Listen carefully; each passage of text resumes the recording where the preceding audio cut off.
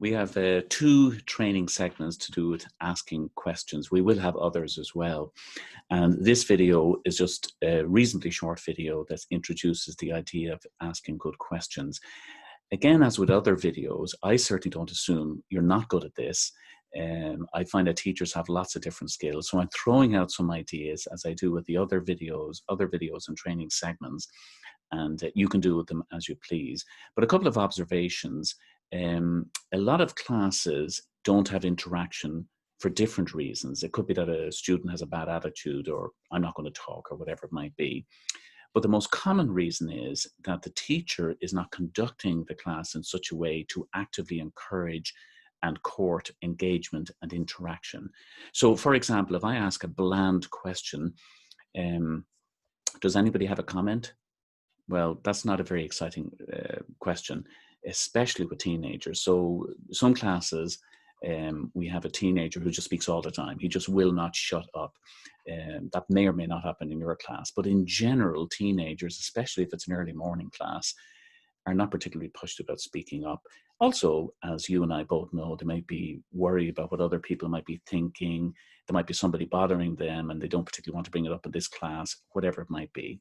So in order to overcome this, what we really need to do is to ask very specific questions of very specific people. Now, as I've mentioned before, we're not talking here about embarrassing anybody or coercing people.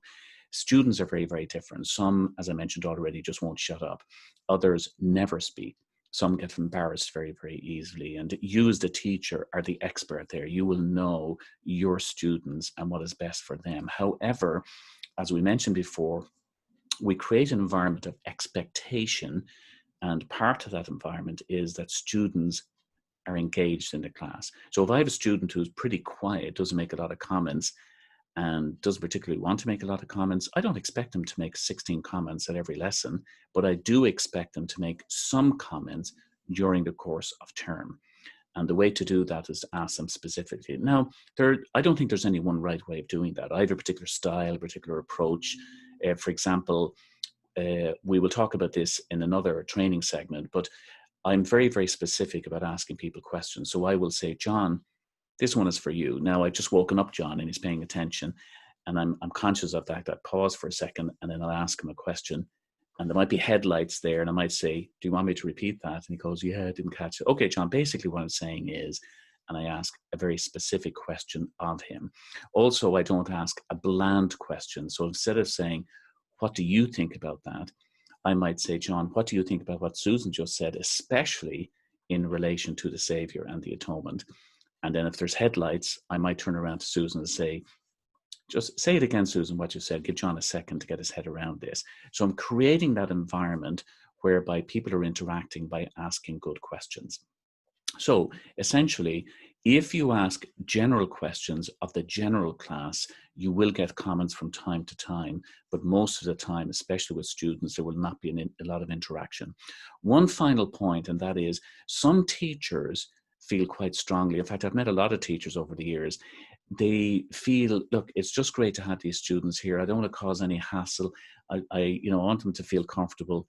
That's not what the church is asking. In fact, if you read Gospel Teaching and Learning, if you don't have that, let me know, by the way, which is the official church manual for seminary teachers and other teachers, they make it clear we're doing them no favors by doing things like that. So on the one hand, I don't want to embarrass people, but on the other hand, I am certainly not going to conduct myself in such a way that I'm afraid to say anything that might upset the student, or maybe they don't want to be here. They're in a religious class. I do understand that. You're a voluntary teacher, but if you create a learning environment, students will get into this pretty quickly. So don't ask bland questions and try to keep general questions to a minimum. In the next training segment, we'll get a little bit more detailed about this.